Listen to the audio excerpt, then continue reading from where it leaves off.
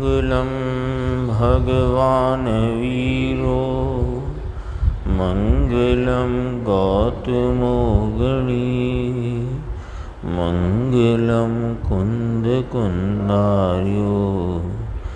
जैनधर्मोऽस्तु मङ्गलम् सर्वमङ्गलमाङ्गल्यं सर्वकल्याणकारकं प्रधानं सर्वधर्माणां जैनं जयतु शासनं सहजानन्द चैतन्य प्रकाशाय महीयसे नमो अनेकांत विश्रांति महिमने परमात्मने।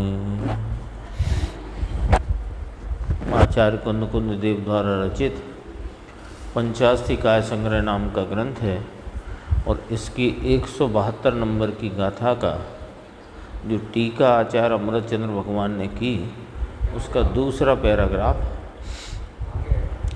यहाँ आ जाओ भाई साहब।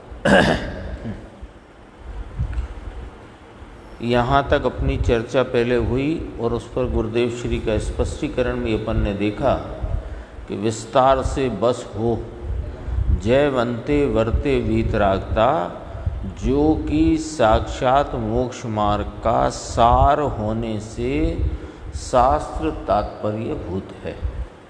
अब इसके आगे खुलासा आती है कि तात्पर्य दो प्रकार का होता है, तात्पर्य द्विविध होता है, सूत्र तात्पर्य और शास्त्र तात्पर्य।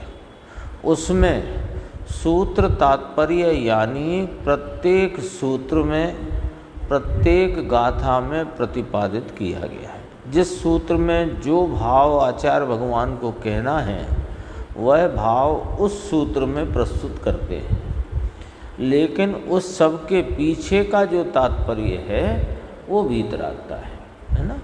कदाचित जैसे 5 महाव्रत के वर्णन रूप सूत्र हो, कर्मों के 6 संबंधी सूत्र हो, कर्मों के बंध संबंधी सूत्र हो, किस परिणाम के निमित्त से कौन से कर्म का बंध होता है आदि इत्यादि अनेक प्रकार के वर्णन करते हुए सूत्र होंगे और उस सूत्र में वही कहना है।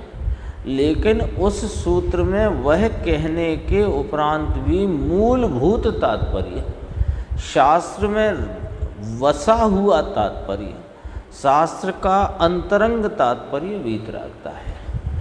तो शास्त्र तात्पर्य अब प्रतिपादित किया जाता है ना। सूत्र आए 171 नंबर तक सूत्र आए इसी ग्रंथ में है ना। तो यहाँ 6 द्रव्य का वर्णन किया, 5 अस्तिकाय का, 9 पदार्थों का, बंध मोक्ष के भावों का, वो सब आया, लेकिन शास्त्र तात्पर्य वीतरागता है। देखो आगे बढ़ते हैं, इसका एक फुटनोट है वो पढ़ लेते हैं। अभी थोड़ी देर में पढ़ते हैं तो 3 फुटनोट एक साथ पढ़ लेंगे इस पैराग्राफ के बाद। सर्व पुरुषार्थों में सारभूत ऐसे मोक्ष तत्व का प्रतिपादन करने के लिए जिसमें एक पंक्ति आई, सर्व पुरुषार्थों में। पुरुषार्थ 4 प्रकार के कहे गए हैं, धर्म अर्थ काम मोक्ष। तो वे 3 तो अतात्विक बात है, तात्विक पुरुषार्थ मोक्ष का पुरुषार्थ है। तो उसमें सारभूत है मोक्ष का पुरुषार्थ। सर्व पुरुषार्थों में सारभूत ऐसे मोक्ष तत्व का प्रतिपादन करने के लिए जिसमें, यानी ग्रंथ में शास्त्र तात्पर्य कहना है ना, तो जिसमें माने इस शास्त्र में पंचास्तिकाय और षट्द्रव्य के स्वरूप के प्रतिपादन द्वारा समस्त वस्तु का स्वभाव दर्शाया गया है। एक पहले अधिकार की बात करी, पहले अधिकार में 5 अस्तिकाय 6 द्रव्य का स्वरूप बताकर समस्त वस्तु का स्वभाव बताया, और दूसरे अधिकार में नव पदार्थों के विस्तृत कथन द्वारा, जिसमें बंध मोक्ष के संबंधी का अर्थ किया स्वामी, बंध का स्वामी, मोक्ष का स्वामी, यानी बंध मोक्ष के स्थान आयतन और बंध मोक्ष के विकल्प नाम भेद प्रकट किए गए। 3 बातें ली है ना। 9 पदार्थों के जीव, अजीव, पुण्य, पाप, आश्रव, संवर, निर्जरा, बंध, मोक्ष, इन 9 पदार्थों के प्रतिपादन द्वारा बताना क्या है? बंध मोक्ष के संबंधी यानी स्वामी। ऐसे सीधे पढ़ें, बंध मोक्ष का स्वामी कौन, बंध मोक्ष के स्थान कौन और बंध मोक्ष के भेद क्या, ये प्रकट किए गए हैं। तो स्वामी कौन है? कि बंध मोक्ष के स्वामी जो परिणाम जिनसे संसार चलता है और वे परिणाम जिनसे संसार से मुक्त होते हैं, वे बंध मोक्ष के स्वामी। बंध मोक्ष के स्थान यानी आकुलता, दुख, परेशानी और एकांत, अतीन्द्रिय सुख, ये बंध मोक्ष के स्थान। और बंध मोक्ष के भेद, तो भेद में भी ये चर्चा जितनी है बंध के है ना, संसार के जो प्रकार पढ़ते हैं, संसार से मुक्ति में क्या प्रकार पढ़ते हैं, ये प्रकट किए गए। कहाँ? इस शास्त्र में है ना। इस शास्त्र में 5 अस्तिकाय, 6 द्रव्य, 9 पदार्थों का विस्तृत विश्लेषण और उसमें भी मुख्यतः बंध मोक्ष के स्वामी, बंध मोक्ष के स्थान और बंध मोक्ष के भेद प्रकट किए गए। फिर क्या कहा? तीसरा अधिकार आया कि निश्चय व्यवहार रूप मोक्ष मार्ग का जिसमें सम्यक निरूपण किया गया है तथा साक्षात मोक्ष के कारणभूत परम वीतराग पने में जिसका समस्त हृदय स्थित है। कितनी बात आई ना। शास्त्र तात्पर्य कहना है ना। यहाँ आचार्य अमृतचंद्र देव को इस गाथा की 172 नंबर की टीका में क्या कहना है कि इस शास्त्र का तात्पर्य क्या है? तो कहा कि वीतराग पना ही तात्पर्य है। तो कहा कि वर्णन तो साहिब इसमें बहुत आया, 5 अस्तिकाय का वर्णन आया, 6 द्रव्य का वर्णन आया, 9 पदार्थों का विस्तृत विश्लेषण आया, निश्चय व्यवहार रूप मोक्ष मार्ग का कथन आया। सब आया है कि हाँ, सब आया। तथापि साक्षात मोक्ष का कारणभूत, यानी याद होगी अंतिम गाथाएं 171 गाथा, 169, 70, 71, इन गाथाओं में यह बात भली भांति स्पष्ट की गई है कि एक वीतरागपना ही साक्षात मोक्ष का हेतु है, कारण है। राग का लब मात्र भी, राग का अल्प अंश मात्र भी संसार का हेतु है। ये बात आ गई है। तो कहा कि साक्षात मोक्ष के कारणभूत परम वीतराग पने में जिसका समस्त हृदय स्थित है। किसका? इस शास्त्र का। इस शास्त्र का हृदय कहो तो क्या कहना? परम वीतरागपना। शास्त्र है 173 गाथाओं में निबद्ध।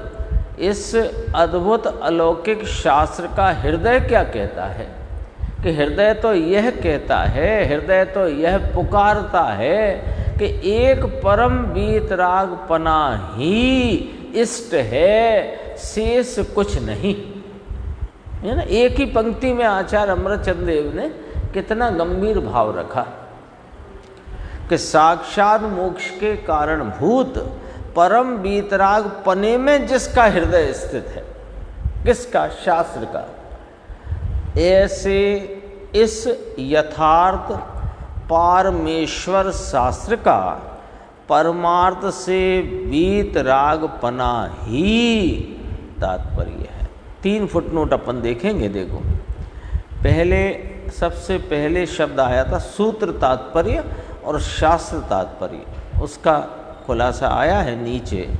प्रत्येक गाथा सूत्र का तात्पर्य वह सूत्र तात्पर्य है और संपूर्ण शास्त्र का तात्पर्य सो शास्त्र तात्पर्य है। ख्याल में आ गई बात? काल द्रव्य है। हाँ, बात तो अंतरंग में, उसके हृदय में तो वीतरागता ही है, लेकिन कोई सूत्र कदाचित आश्रम का निरूपण करता हो, कोई सूत्र बंध का निरूपण करता हो, लेकिन उसके पीछे, उसके अंतरंग में, उसकी अभिप्राय में वीतरागता ही छुपी हुई है, कही हुई है। छुपी हुई है तो कहने में आया, कही हुई है। हाँ, वीतरागता सिर्फ, अरे कर्मों का वर्णन, ये तो एक अपन इस पंचास्तिकाय के संदर्भ से टीका है ना। यदि चरणान योग में एक एक उपदेश का जो कुछ भी सूत्र है, वो सब परम वीतराग पने के तात्पर्य को, लेकिन द्वादशांग का तात्पर्य वीतराग का है। लेकिन सूत्र तात्पर्य अलग बात हुई और शास्त्र तात्पर्य अलग बात हुई। अब दो शब्द आ गए, पर एक बात यहाँ रखना कि सूत्र तात्पर्य कभी भी शास्त्र तात्पर्य का उल्लंघन करके नहीं होता है। ये मूल बात खड़ी करना। दो तात्पर्य कहलाए, है ना। एक, जिस 4 पद की गाथा में, दोहा में, जो कोई भी उसका प्रारूप हो, उसमें जो कुछ कहा गया वो सूत्र तात्पर्य हो सकता है। आश्रम का स्वरूप, बंध का स्वरूप, पुण्य का स्वरूप, पाप का स्वरूप, जीव का स्वरूप, अजीव का स्वरूप, वो हो सकता है, लेकिन वो कभी भी कहीं भी शास्त्र तात्पर्य का उल्लंघन नहीं करता। सो शास्त्र तात्पर्य तो परम वीतराग पना ही है ना। देखो यहाँ लिखा, प्रत्येक गाथा सूत्र का तात्पर्य सो सूत्र तात्पर्य है और संपूर्ण शास्त्र का तात्पर्य सो शास्त्र तात्पर्य है। दूसरा, अपन ने पुरुषार्थ शब्द आया था ना, उसका खुलासा। पुरुषार्थ, पुरुष और अर्थ, 2 शब्द मिलकर एक शब्द बना पुरुषार्थ। पुरुष और अर्थ, पुरुष नाम आत्मा और अर्थ नाम प्रयोजन, तो पुरुष नाम आत्मा का प्रयोजन, उसका नाम हुआ पुरुषार्थ। तो पुरुषार्थ के 4 विभाग किए जाते हैं, धर्म, अर्थ, काम और मोक्ष। परंतु, है ना, परंतु शब्द कैसा होता है कि जो पीछे कह करके आए, है ना, उसको एक तरह से वह खारिज करता है।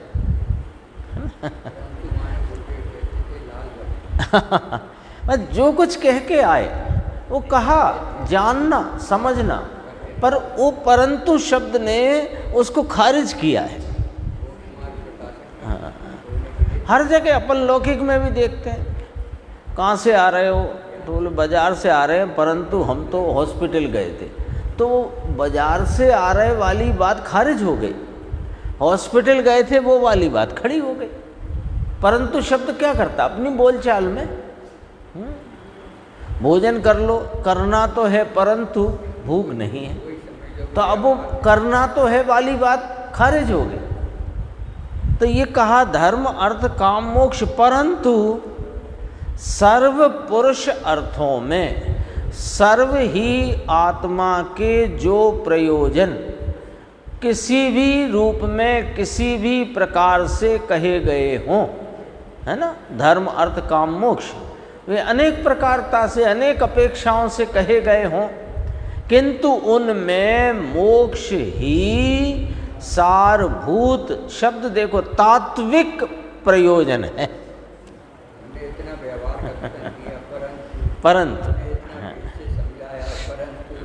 सब खारिज कर दिया, सारा व्यवहार खारिज है, सारे भेद खारिज हैं, यानी आत्मा, ज्ञान, दर्शन। हाँ, परंतु का अर्थ है पूर्व में जो कहा वो जानना, लेकिन खारिज किया। फिर कितना गजब का शब्द है।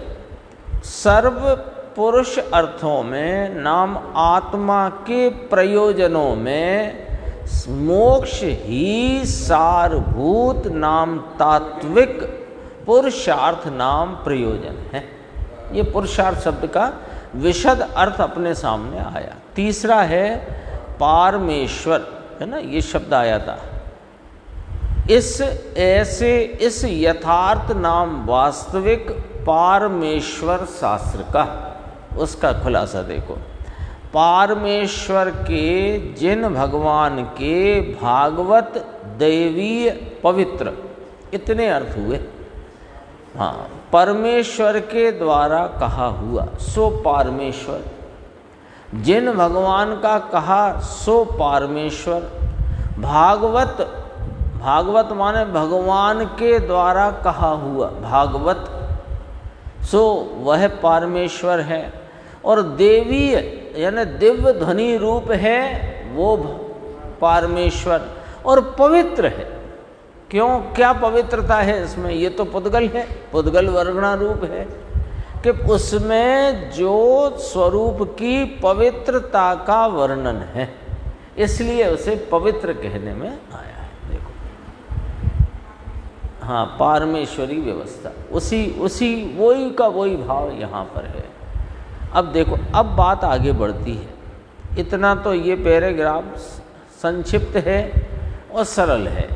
क्या कहना है कि दो तरह के तात्पर्य कहे, सूत्र तात्पर्य, शास्त्र तात्पर्य। सूत्र तात्पर्य किसे कहना कि जो गाथा सूत्र का भाव है वो सूत्र तात्पर्य है। शास्त्र तात्पर्य पूरे शास्त्र का हृदय जो है वो शास्त्र तात्पर्य है।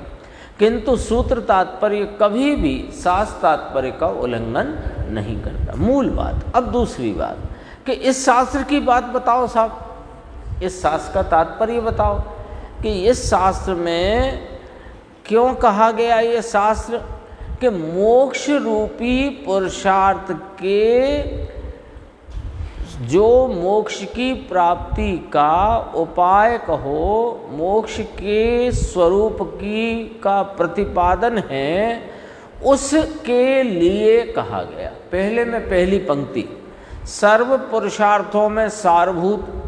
तो पुरुषार्थों में सारभूत क्या है?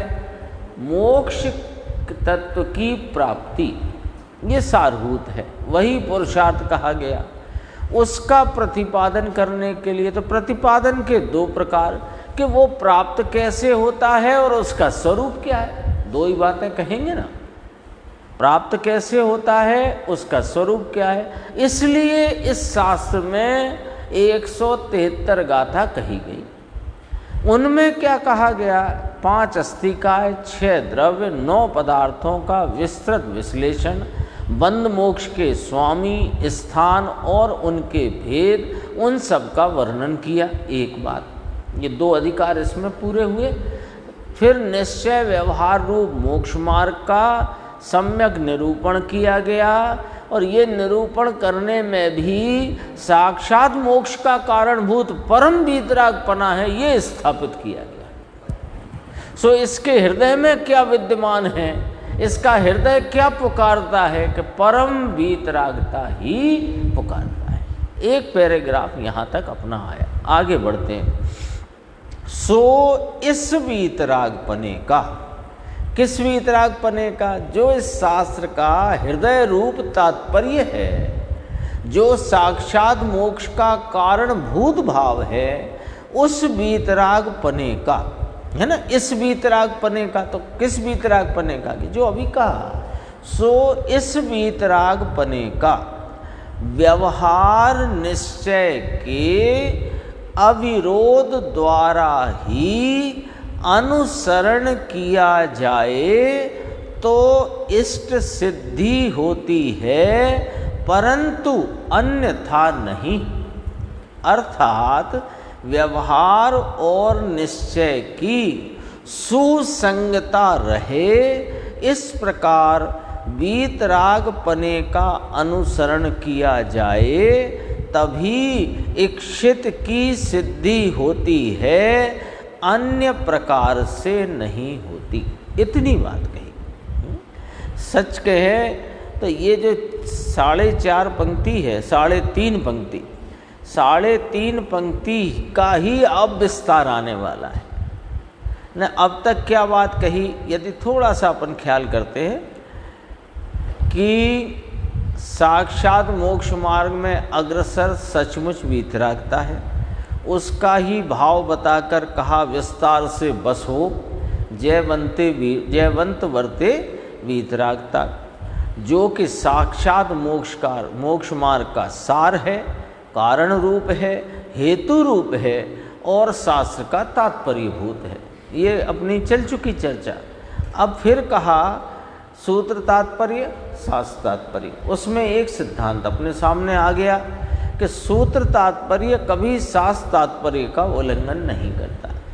फिर इस ग्रंथ में क्या प्रतिपादित किया कि वीतरागपना ही मोक्ष का कारणभूत, वीतरागपना ही वास्तव में इस शास्त्र का तात्पर्य भाव है। यहाँ तक आई बात।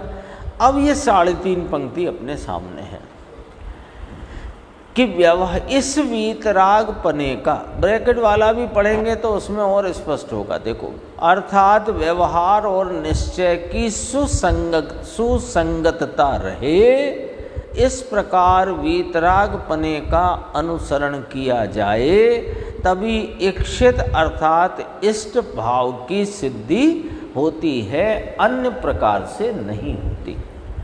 न है तो 3.5 लाइन, पर वो 1.5 लाइन ही है, उसका ही भावांतर वहाँ ब्रैकेट में दिया गया है। ठीक है। तो व्यवहार और निश्चय की सुसंगतता क्या है, उसमें एक शब्द आया अविरोध। तो अपन जब चर्चा करते थे पहले तो ख्याल में होगा कि निश्चय और व्यवहार में तो विरोध है। क्यों?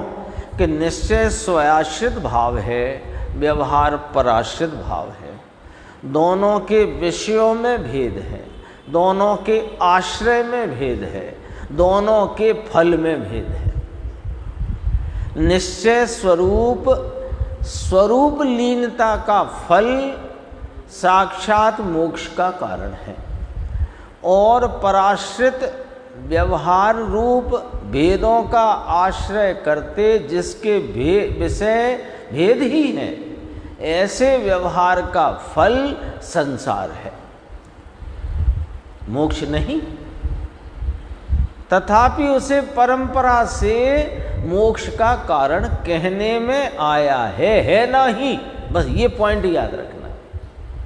ये यहाँ से अपने को ये वाली बात समझो कि जैसे अपन शिखर जी की पहाड़ चढ़ने जाते हैं ना, तो वो एक थैली गले में और एक डंडा, ये जरूरी है।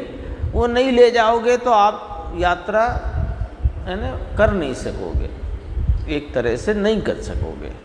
ऐसे ही अब इस गाथा की टीका में अपने को आगे चलना है, उसकी यात्रा नाम उसके भाव को अपने को समझना है।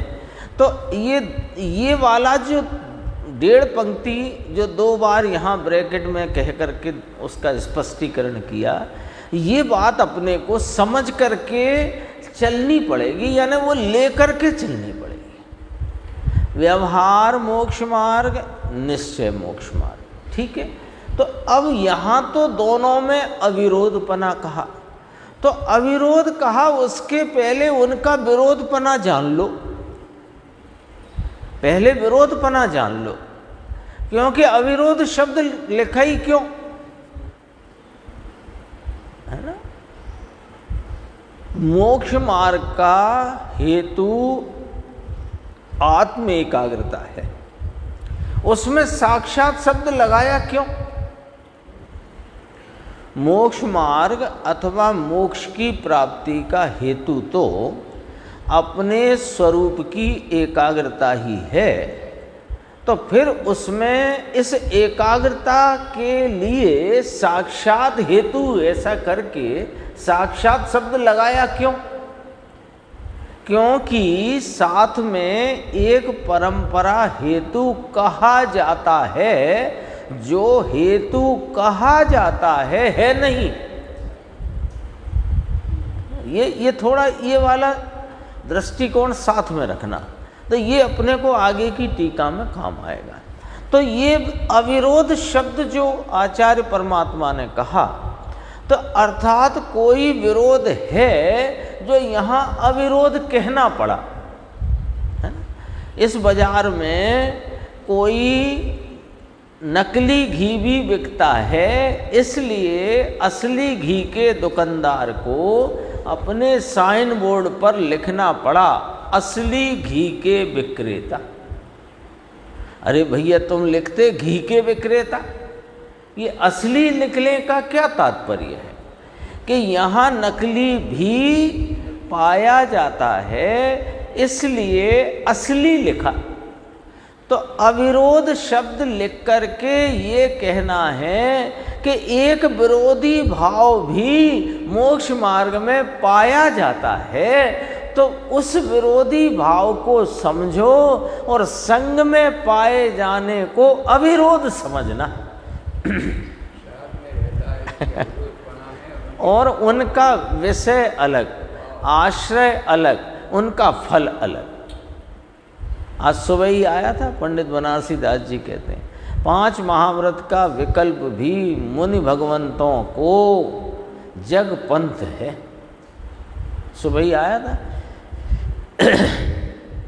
तो अविरोध द्वारा ही अनुसरण किया जाए तो इष्ट सिद्धि होती है। ये बहुत गंभीर पंक्तियां हैं, है ना। ये सामान्य तरीके से अपन पढ़ के आगे बढ़े तो वो अपने को उसका जो आगे आने वाले भाव हैं उसका अपने को अंतरंग उतना पकड़ में नहीं आएगा जितना अपन इसको साफ करके चले।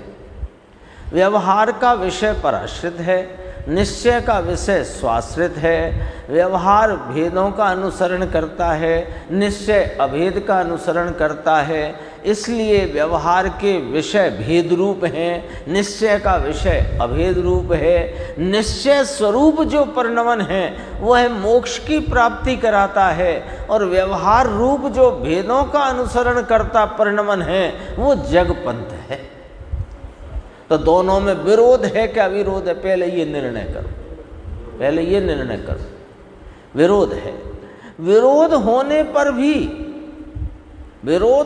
पर भी जिसके प्रवर्तन में, जिसके अंतरंग का जो मोक्ष मार्ग चल रहा है, उस मोक्ष मार्ग के साथ पूर्णता नहीं हुई होने से, अभी अधूरास रही होने से, वहाँ पर ये विरोधी भाव साथ में पाया जाता होने से, वह निश्चय माने स्वय आश्रित भावों के साथ पराश्रित भावों का साथ में रहने पने में अविरोधता है।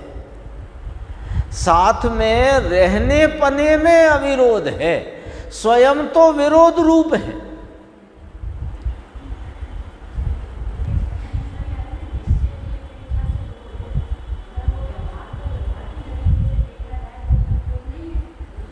नहीं, पर यहाँ तो अपने पॉइंट है कि मोक्ष की प्राप्ति के प्रयोजन से, ये शब्द आ चुका ना ऊपर पुरुषार्थ वाले संदर्भ से। पुरुषार्थों में सारभूत तात्विक पुरुषार्थ तो मोक्ष प्राप्ति का है, तो मोक्ष प्राप्ति के संदर्भ से बात करो। तो मोक्ष प्राप्ति के संदर्भ से तो निश्चय ही स्वरूप आलंबन, स्वरूप एकाग्रता ही, स्वाश्रित भाव ही वास्तव में मोक्ष को प्रदान करने वाला है। तथापि जब तक मोक्ष की प्राप्ति नहीं हुई तब तक ये अधूरास के काल में ये विरोधी भाव, जिसका विषय भेद रूप है, जो पराश्रित परिणमन रूप है, ऐसा जो इसका फल जगपंथ है, वो भी साथ में रहता है। तो मतलब क्या निकला कि हैं तो विरोधी, पर साथ में रहने में विरोध नहीं, इसलिए अविरोध कहने में आया है। और उसी का अर्थ दूसरे शब्दों में सुसंगतता कहा गया है। ये बहुत गजब की बात है। सु माने भली प्रकार संगत रूप रहते हैं। भली प्रकार का अर्थ क्या कि वह स्वयाश्रित भाव स्वरूपता अपने में चलती है और पराश्रित भाव की अधूरास अपने में चलती है। वो पराश्रित भाव छूटता जाता है, स्वाश्रित भाव बढ़ता जाता है। ये सुसंगतता है। सुसंगत मर्यादा में रहते हैं, मर्यादा के बाहर नहीं जाते। एक शब्द और आएगा, सुमेल, जो अपने चर्चा में, वार्ता में, विचार में बहुत समझो बहुत ज़्यादा प्रचलित है सुमेल शब्द। भैया निश्चय व्यवहार का सुमेल होना चाहिए, चाहिए नहीं होता है। फर्क बहुत पड़ गया। कितना फर्क पड़ गया कि जमीन आसमान का फर्क पड़ गया। भाई तू जिस सुमेल होना चाहिए के चाहिए पने में चल रहा है, यहाँ उभयाभास का जन्म होता है। समझना बहुत गंभीर बात है, बहुत गंभीर है। ये जो अपने मुमुक्षुओं में भी उभयाभास की बीमारी बहुत तेजी से विकराल रूप धारण कर रही है। उसका मूल पॉइंट समझना, सुमेल होना चाहिए निश्चय और व्यवहार का। अब निश्चय व्यवहार तो समझाने की जरूरत नहीं, हो चुकी बात। स्वाश्रित भाव वो निश्चय है, पराश्रित भाव वो व्यवहार है। तो इनमें सुमेल होना चाहिए। ये जो होना चाहिए में वह क्या लगता है इसको, ये भी होना चाहिए और ये भी होना चाहिए। अब यहाँ पर एक प्रश्न उत्पन्न होता है, जिसका ऐसा विचार हो कि स्वरूप का श्रद्धान भी होना चाहिए और बाहर में इस जाति के विकल्प रूप वृत्ति भी होना चाहिए। तो उसके सामने एक प्रश्न उपस्थित होता है कि पहले तो आप ये बताओ कि तुमने पहली बात कही कि स्वरूप का श्रद्धान होना चाहिए, तो हम पूछते हैं क्या आप स्वरूप के श्रद्धानी हो? नहीं हो तो सुमेल कहां से आया? एकदम गजब की बात है, समझना। सारा जो कुछ भी भ्रम भ्रांति का जाला जो फंसा हुआ है वो यहां निकलना चाहिए, ऐसी बात आई है। आप जो 172 नंबर की गाथा की टीका के आधार पर सुसंगतता, अविरोधपना, सुमेलपना, उसका तुम जो भाव पक्ष खड़ा करके यहाँ इस प्रकार का उपदेश या चर्चा करते हो कि सुमेल होना चाहिए, ये सुबह से चल रही है चित्त में बात, समझना जरा। सुमेल होना चाहिए, तो सुमेल होना चाहिए काय का भैया सुमेल होना चाहिए, बहुत गजब की बात है, समझना।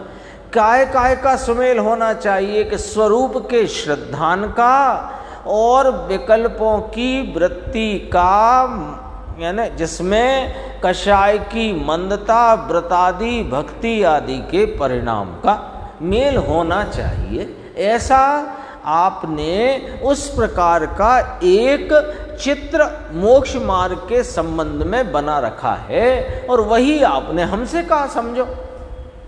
हमने फिर प्रश्न किया कि सुमेल होना चाहिए, ऐसा जो आपने फरमाया, तो अविरोधपना, सुसंगतपना, सुमेलपना मोक्ष मार्गी को होता है। यह बात आचार्य अमृतचंद्र देव ने 172 नंबर गाथा पंचास्तिकाय संग्रह में कही है।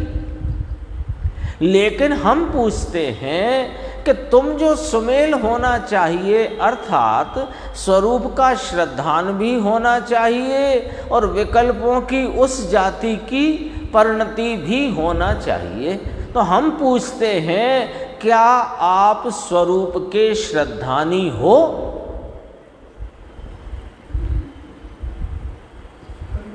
हाँ, पहला प्रश्न है, क्या आप इस चैतन्य भगवान, यह त्रिकाली आनंद का स्वरूप, अपना ज्ञायक भगवान, इसमें आप रूपता का आपको श्रद्धान है?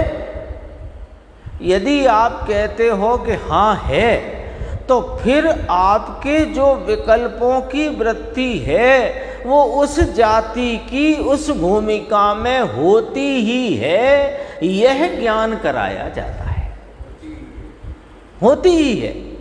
उसके लिए आपको कोई अतिरिक्त प्रयास करने की जरूरत नहीं है। समझना, एकदम गंभीर बात है। जहाँ उभयाभास कैसे जन्म लेता है और उभयाभास कैसे जन्म ना ले, इसमें आएगी चर्चा, है ना, आगे आएगी। एकला व्यवहाराभासी की क्या स्थिति है, एकला निश्चयाभासी की क्या स्थिति है, सब चर्चा आएगी। लेकिन यहीं से ये समझो कि ये 1.5-2 पंक्ति से अपने को रास्ता साफ दिखने लग जाएगा पूरी चर्चा का।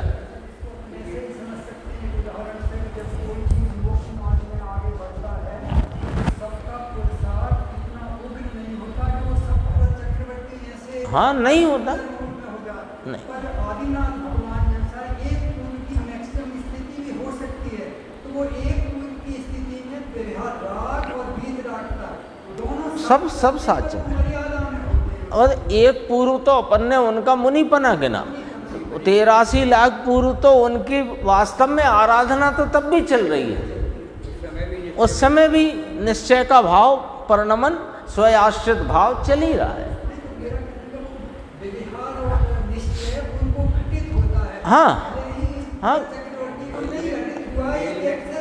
भरत चक्रवर्ती को बाह्य में क्रिया दिखाई न दी, लेकिन अंतरंग में जितने समय तक पूर्णता प्राप्त नहीं हुई तब तक, और शुरू से जितनी भी आयु थी, क्योंकि जब से इस चैतन्य परमात्मा का श्रद्धान हुआ तो स्वयाश्रित परिणति तो तभी प्रकट हो गई।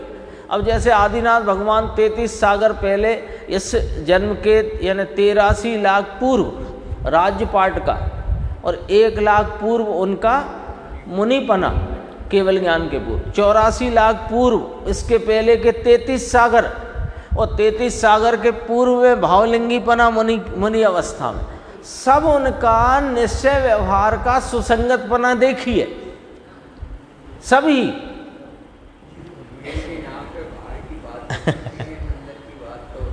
हाँ, अब यहाँ अपन ने प्रश्न उपस्थित किया, बहुत एकदम टेक्निकल तरीके से अपन विचार करते हैं लॉजिक से, कि आप जो कहते हो कि दोनों होना चाहिए, श्रद्धानी भी होना चाहिए स्वरूप का, और विकल्पों में भी उसकी वृत्ति बहुत ज़्यादा व्यवस्थित होनी चाहिए, जो व्यवस्था है वैसी होनी चाहिए वाला पॉइंट रखा है उसने।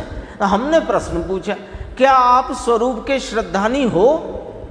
आपने 2 चाहिए कहा, तो हमने 1 चाहिए पूछ लिया आपसे कि आप स्वरूप के श्रद्धानी हो, तो आप कहते हो कि हाँ हो, हाँ हूँ मैं स्वरूप का श्रद्धानी, तो फिर ये चाहिए का पॉइंट तो गायब हो गया, क्योंकि वैसा तुम्हें उस जाति का मर्यादित व्यवहार होता ही है।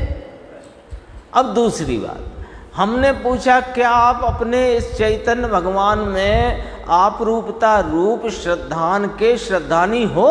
आपने कहा नहीं। तो नहीं तो तुम्हारा ये जो दूसरा चाहिए है इसका कोई मोल नहीं, कोई कीमत नहीं। दोनों बातों में आ गया स्पष्ट। जब श्रद्धानी नहीं तो व्यवहार काय का, जिसको तुम लेके घूम रहे हो?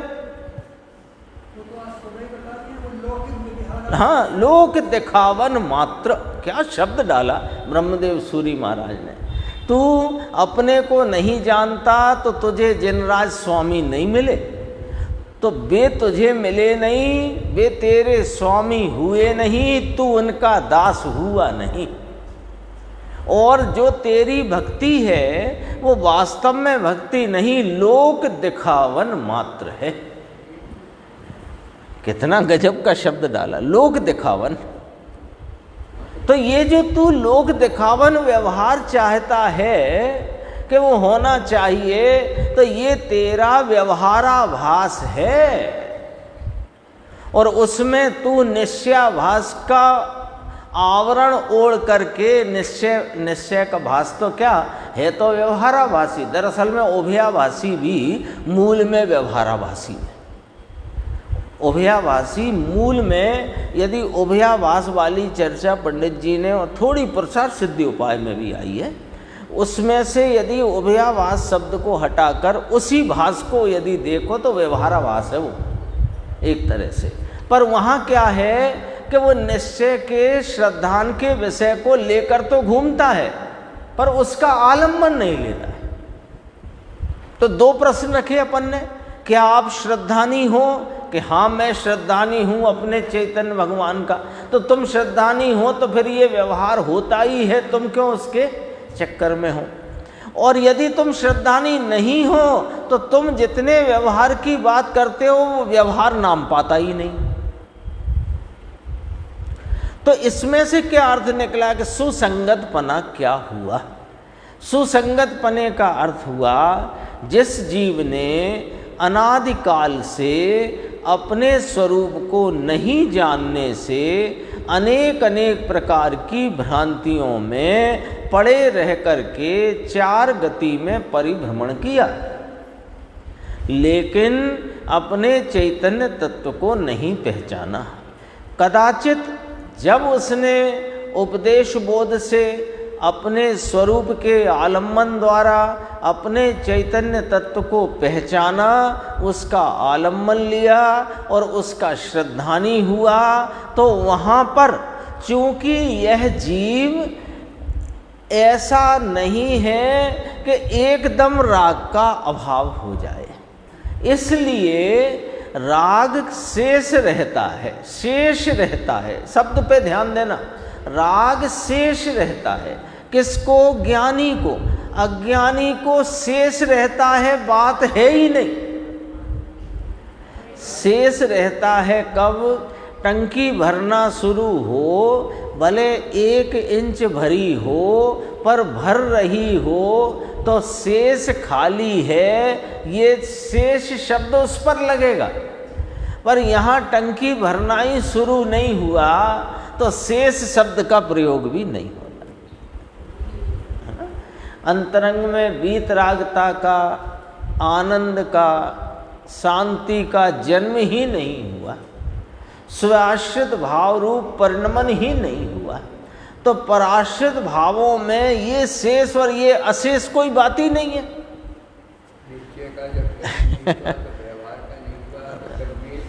मेल की बात कहाँ से आई? मेल तो दो क्या कहा ना, तो पहला है ही नहीं, दूसरे में काय का मेल बैठा रहा है।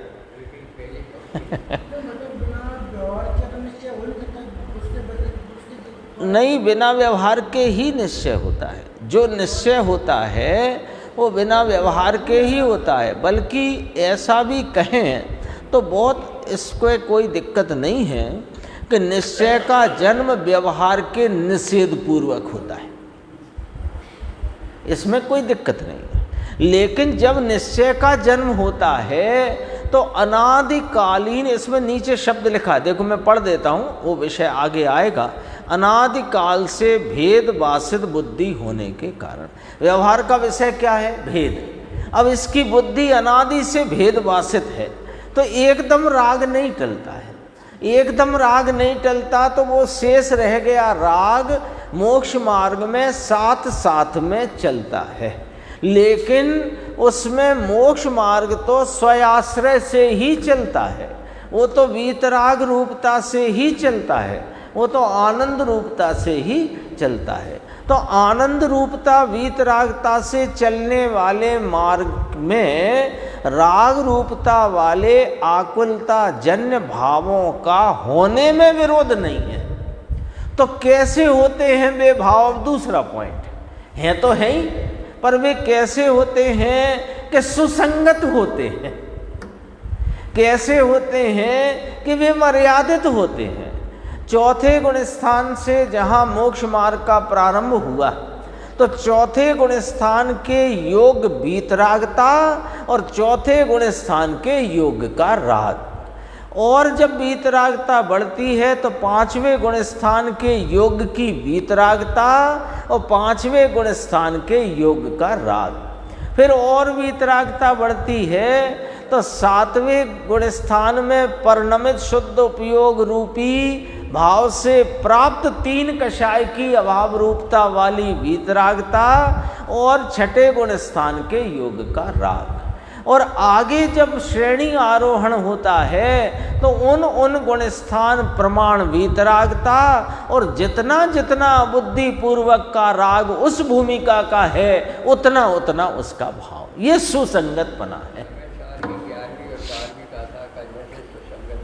हाँ बस वही है, तदात्वे ते काले जाने ला प्रयोजनवान। पर हमें क्या लगता है, हम कहाँ भूल जाते हैं, हमसे कहाँ भ्रांति खड़ी हो जाती है हमारे साथ कि हम ज्ञानियों के मोक्ष मार्गियों के विकल्पात्मक वृत्ति और उसके अनुसरण में होती देह की क्रिया पर लक्ष्य करते हैं। अंतरंग वीतरागता जो इन विकल्पों से बताई जाती है, उन विकल्पों के द्वारा बताई जाने वाली वीतरागता का तो लक्ष्य नहीं करते और विकल्पों का लक्ष्य करके अपने को उसमें फिट करने की कोशिश करते हैं। ये वाली बात है, वहाँ तो चारों ही व्यवहार का निषेध किया 11वीं गाथा। ये सुसंगत पने का बराबर अर्थ इस प्रकार अपने को लेकर चलना है आगे।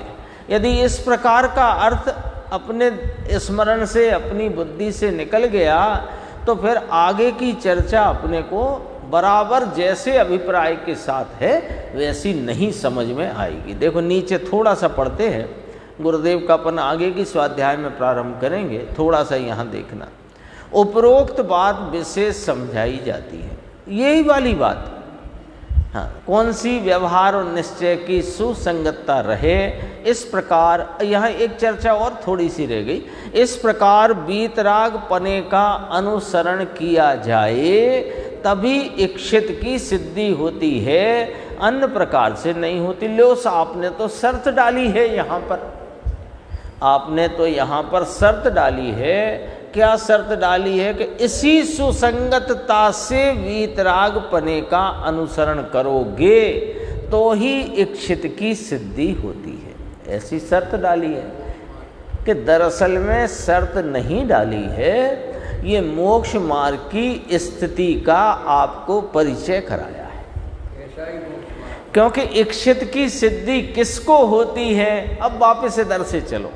इच्छित की सिद्धि कब होती है तो का वीतराग पने का अनुसरण किया जाए, कैसे कि ये सुसंगतता द्वारा। अब इधर से चलो, जिनको इच्छित की सिद्धि होती है वह अपनी परिणति में वीतरागता का अनुसरण करते हैं। अब वो वीतरागता क्या एकदम से वृद्धिमान हो जाती है कि नहीं, तो वो वीतरागता शनैः शनैः बढ़ती जाती है। अरे वीतरागता बढ़ती जाती है और शेष राग मिटता जाता है। इस सुसंगतता से जब परिणमन होता है तो इस इच्छित सिद्धि की प्राप्ति होती है। ये भाव निकालना पड़ेगा आपने, इसमें मजबूर होने जैसा नहीं है। ये लाइन पढ़ो ना आप, तो मजबूरी का काम नहीं है, ये तो परिचय कराया है कि होता क्या है। दोबारा पढ़ते हैं। व्यवहार और इस दरअसल में 172 गाथा की स्वाध्याय नहीं चल रही, दरअसल में ये द्वादशांग का सारभूत भाव चल रहा है। पूरे द्वादशांग का सारभूत भाव चल रहा है, पूरे जिन शासन की मूलभूत हृदय रूप बात चल रही। क्या लिखा? व्यवहार। देखो भाषा पढ़ोगे तो कैसा लगेगा, अभी अपन समझो, ज़्यादा अर्थ वर्थ को छोड़ दो, भाषा पढ़ो। व्यवहार और निश्चय की सुसंगतता रहे, इस प्रकार वीतराग पने का अनुसरण किया जाए तभी, शर्त डाली है, तभी इच्छित की सिद्धि होती है, अन्य प्रकार से नहीं होती। तो अब हम तो यही समझ गए साहब, जैसे ही निश्चय प्रकट हो तो अपना व्यवहार संभाल के रखना, नहीं तो इच्छित की प्राप्ति नहीं होगी। है ना। जैसे ही निश्चय की प्राप्ति हो, जैसे ही स्वाश्रित परिणाम में अतीन्द्रिय आनंद का, स्वरूप की आस्वाद का, स्वरूप की प्रतीति का जन्म हो, वहीं से संभालना शुरू करो व्यवहार को। लिखा है आचार्य अमृतचंद देव ने, कि तुम समझे नहीं उनका भाव। क्या लिखा है? वीतराग पने का अनुसरण किया जाए। क्या लिखा है? वीतराग पने का अनुसरण किया जाए तभी इच्छित की सिद्धि होती है। वीतराग पने का अनुसरण नहीं करे तो नहीं होती है, ये पढ़ो इसका अर्थ। तो फिर वो वीतराग पना कैसे चलता है कि भाई वीतरागता बढ़ती जाती है, राग मिटता जाता है, ये सुसंगतता बनी रहती है।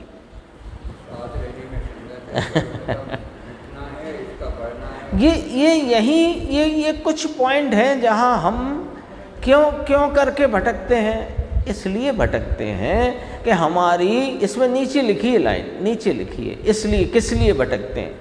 अनादिकाल से भेद भाषित बुद्धि होने के कारण। हमारी बुद्धि भेदों का आश्रय लेने में कुशल है। हमारी बुद्धि भेद रूपता के विषयों को पकड़ने में कुशल है। हमारी बुद्धि राग में एकता रूपी होने से राग के भाव में प्रवीणता या राग के भाव से प्राप्त होगा, ऐसी हमारी बुद्धि दौड़ती है। इसलिए हमें जगह जगह जहाँ शास्त्र में कोई राग के संदर्भ से कथन किया जाए तो हमें वहाँ राग का पोषण हो जाता है। दरअसल में वो तो वीतरागता के पोषण रूप सूत्र है। हाँ, कुटेव ही है बुद्धि, भेदवासित बुद्धि माने इसको आदत पड़ी है ना। यद्यपि यहाँ बुद्धि लिखा ना, तो बुद्धि तो जिसकी प्राथमिक जीव लिखा है, प्राथमिक जीव की बुद्धि तो भेदों में नष्ट हो गई है और अपने अभेद तत्व को जिसने ग्रहण किया है। लेकिन बुद्धि का शब्द है भेद वासित कुटेव, आदत पड़ी है, आदत पड़ी है ना। जैसे कोई कागज में सल पड़ गई हो तो वो बहुत, हाँ, उसे सीधा करके वजन के अंदर दबा के रखो तो बड़ी देर में वो सीधा होता है। कैलेंडर नहीं आता, कैलेंडर गोल होके आता है, अब उसे टांगो तो गोल ही गोल घूमता है वो। तो फिर उसे क्या करना पड़ता? उल्टा घुमाना पड़ता है। तो इसको भी अनादि से भेद वासना भरी पड़ी है, वो कुटेव पड़ी है। यद्यपि इसने खुल तो गया है, वो गोलाई खुल तो गई है, यानी स्वरूप का आलम्बन तो ले लिया है, लेकिन अभी ऐसे ही घूमता है। तो क्या करना पड़ेगा? उल्टा घुमाना पड़ेगा, यानी स्वरूप का आलम्बन बढ़ाना पड़ेगा। ये कहना है। पढ़ लेते हैं, 2 मिनट लगेंगे, समय तो ज़्यादा ही हो गया, आगे की स्वाध्याय में से लेंगे।